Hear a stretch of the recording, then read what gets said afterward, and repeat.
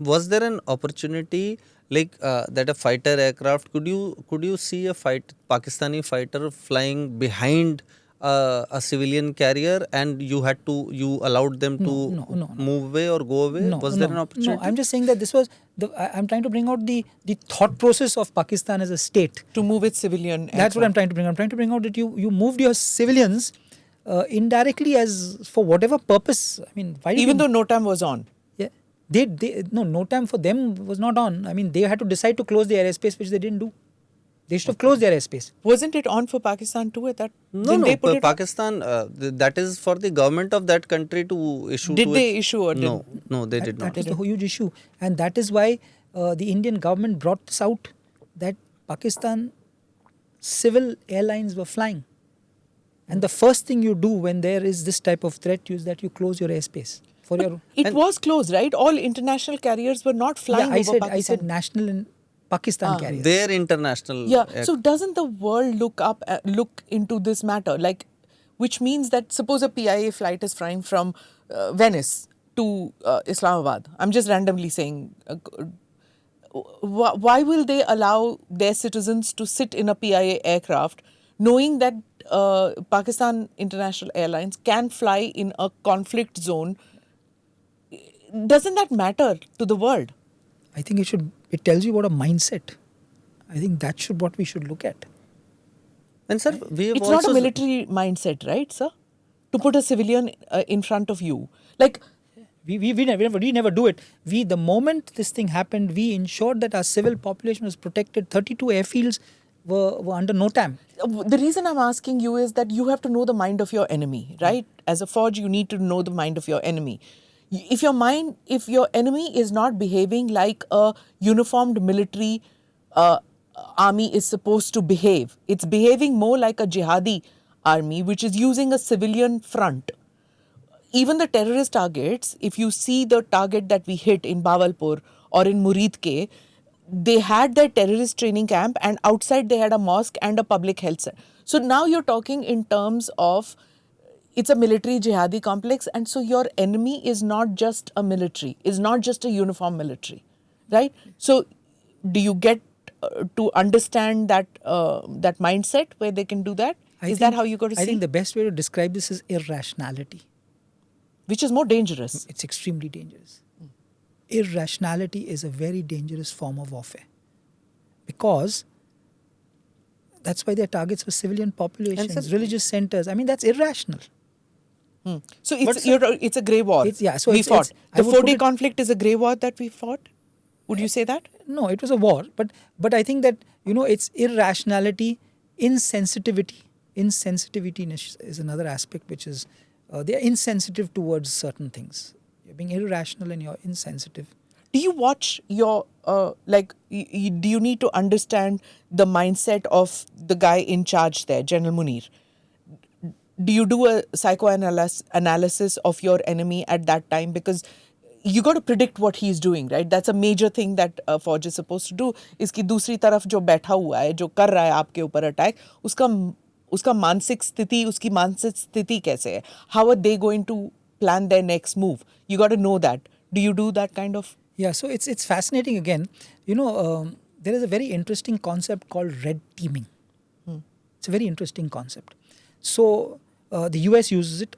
Israel used it to some extent. We have started using red teaming, wherein whenever we decided to do something, within our own group of people, we had a red team which would challenge why we did it, would tell us what they anticipated would be the mindset of the opposition. So the red team would actually look at the IW, the psychological, the impact of civil population in unrest, and it would tell you the impact of your ops as to how it would fan out. And I think red teaming actually teaches you this. It's a fascinating concept which challenges whatever action you're going to do, to able to understand what can be the outcomes of that action, so that you know what to be prepared for in the next phase if you take this action. And this is what happens in the army today. We've started it recently under the present chief of army staff, where and even during the last chief, this concept of red teaming came out. And we are now following this red teaming. effectively in this particular campaign we did use the concept of red teaming. Okay. Sir, we have seen a lot of videos have come from Pakistan that where we can see them firing ballistic missiles from populated areas. Like I can never imagine that in India I'll be moving out in my car and seeing some army guys firing missiles from a truck. So, like, is that also a new lesson from this war that, like, they to avoid retaliation from Indian forces, they may even go to population areas, fire from there, and then hide somewhere.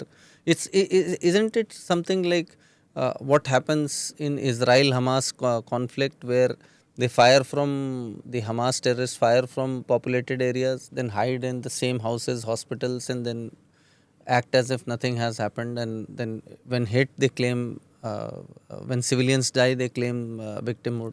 So it's something that we've grown up learning, that whenever you fire an effective weapon, you're liable to be detected, and hence after you shoot you scoot, and you move into something called a hide, which is pre-planned and pre-designated. So our forces, whenever we fire, not to be getting, you'll immediately get a counter attack in that particular with the weapon locating radar. So the first thing we do is after we fire, we go to a hide, and a hide is nowhere near a population center. It's in a proper predetermined camouflage place, so that you protect your weapon system and you protect your crew. But this is something that, yes, Pakistan gets into population centers. I mean, what do you do? Just one of those things. It's a concept that we are seeing now, and it's a concept that we are aware of, and we've got to think as how we're going to deal with this in future. So after we hit, Chaklala and things, there's now, in the Pakistani media, there's a lot of talk that there's a rethinking in the Pakistan Fauj that they may need to move out of Pindi because it's too close to the border. They may need to move safer zone. But then the problem also occurs is because of their geography. Where will they move? How much can they move away from the border? It all comes within the range. And I think another thing which people find fascinating is that we did not attack anything in KPK. We didn't attack anything in Balochistan. So that also is playing a lot on the minds of the Pakistan people, which is reflected in the media, that look at them. They're making us talk about moving out from Pindi, from GHQ, moving the GHQ further away, and at the same time they have made it clear that हम बलोचिस्तान पे attack नहीं करेंगे, हम KPK पे नहीं attack करेंगे. No, I just like to say that India has an adequate arsenal of weapons to take on Pakistan right across its depth. So from its broadest to its narrowest, wherever it is, the whole of Pakistan is within range of. So we are absolutely capable from our borders or even in depth, where we can take on the entire Pakistan, and the GHQ can move from Rawalpindi to KPK or wherever they want to move, but they are all within range. Okay. So they'll have to really find a deep hole, something really deep. And even not just our striking range, sir, even our defending range is wider than Pakistan, with the S-400 coming in 400 kilometers plus. So that's not the. Did you see the entire crowd in India? Everybody on social media, S-400 का है. कहाँ है S-400 का picture? कहाँ है? Where did we strike? How many more? And then there's a very famous YouTuber of Pakistan who yesterday put out a video in which saying, भाई हमको भी सोचना पड़ेगा, ये S-400 तो हमको भी खरीदना पड़ेगा. So there's this admission that they need to widen their purchase. They're very upset. Initially they were upset कि हमारे YouTube बंद हो गया. We can't put out content. दूसरा, when धड़ाधड़ every 4 hours there are pictures coming out from our forge where we are showing now the visuals. So tell me about that, the impact of this time in this 4-day conflict, of all the imagery that has come out. So everything backed with facts. How much does that play? How much impact does that have on the forces also? We know the impact it has on our people, but what is the impact on your men and women who are in the field, and on the enemy?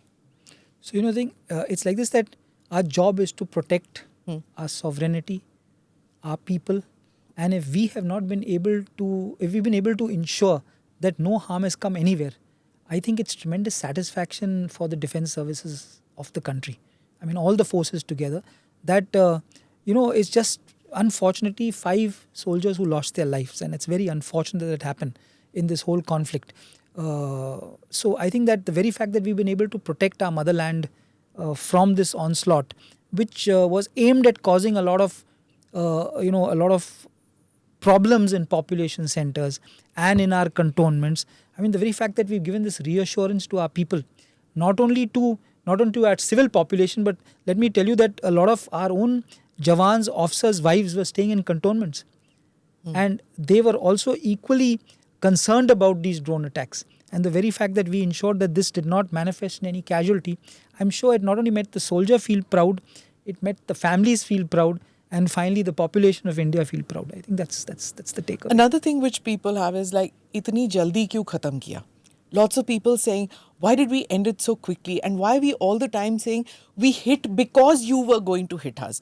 Why is this? Why does the Indian army always have this defensive posture that we are a defensive army? I think that the way India is growing as a nation, it's a responsible nation.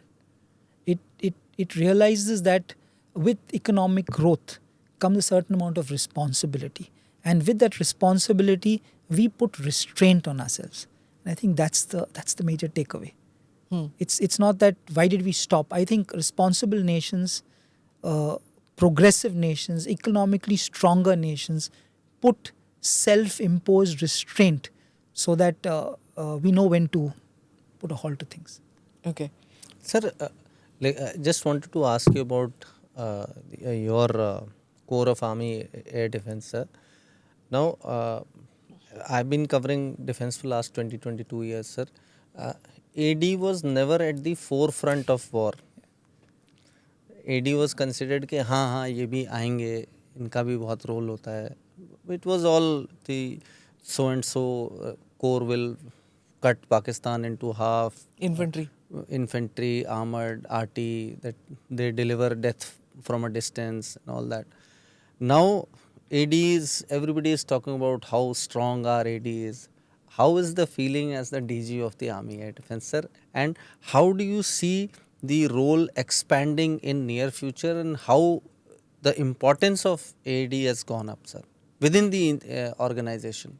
Yeah, so I think that while Army Air Defense was always looked as an important combat support arm of the army, but we always felt that the decisive factor would be with the armored corps and the artillery and the mechanized at some stage, but with population densities having increased, with obstacle-ridden terrain having increased, and with an RMA, a revolution in military affairs, bringing in drones and changing the concept of air threat, I think that the Army Air Defense or the air defense has undergone a whole, a rethink as to how this threat will manifest. And I think that is how Army Air Defense is. The people have realized that without a strong air defense, I mean, if you can't protect your own airspace, then if this is safe, then you can go ahead and achieve what you want beyond that. So the roles are very defined, but I think this particular change in drones and UAVs and whatever UCAVs has brought into the fore that air defense and EW make a huge battle-winning combination wherever you want to field them. It's the government called it an impenetrable wall. The statement was India's air defense systems, combining assets from the Army, Navy and primarily the Air Force, performed with exceptional synergy. These systems created an impenetrable wall, foiling multiple attempts by Pakistan to retaliate. So it's a lot of responsibility also on you now, because we are still in Operation Sindoor is still on. So to keep that impenetrable wall still stationary and working, जैसे बुलंद दरवाजा जैसे कहते हैं, to keep that on is a great responsibility still. Yeah, so we are continuously looking at where are the possible gaps, what could be our vulnerabilities, which particular part should we strengthen, how should we deploy and strengthen that particular aspect.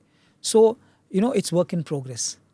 It's improvement in progress. It puts a greater responsibility as the Director General of Air Defence to be able to reassure the people of our country that we are there to ensure that, I don't know about an impenetrable wall, but we'll try and do as much as we can to ensure the protection of our motherland and the airspace is protected.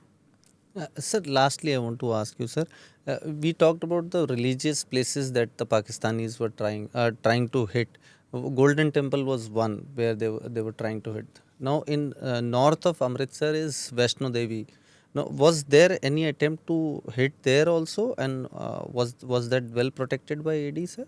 And any other significant? I have not really heard, but wherever there was a possible religious sensitivity involved, we had deployed protection. Wherever there was a possible religious sensitivity involved of any community, we ensured that there was certain amount of protection. But specifically, whether a particular religious place other than the Golden Temple was targeted or not, I wouldn't be able to comment. It's too early. So last question is that we've seen pictures of the Pakistan Army opening relationship negotiations with Bangladesh. Prior to Operation Sindoor earlier, we've seen that happening. Do you see this bloodied army now using that sector, the airfields there? Are we going to be talking about building this impenetrable wall of air defense on that side too? Because Bangladesh could be used as a fertile ground to attack us from there. So I think that we analyze our vulnerabilities at regular intervals. We look at how do we take on threats and how they're going to manifest. And we're definitely looking at how do we strengthen wherever our vulnerabilities lie.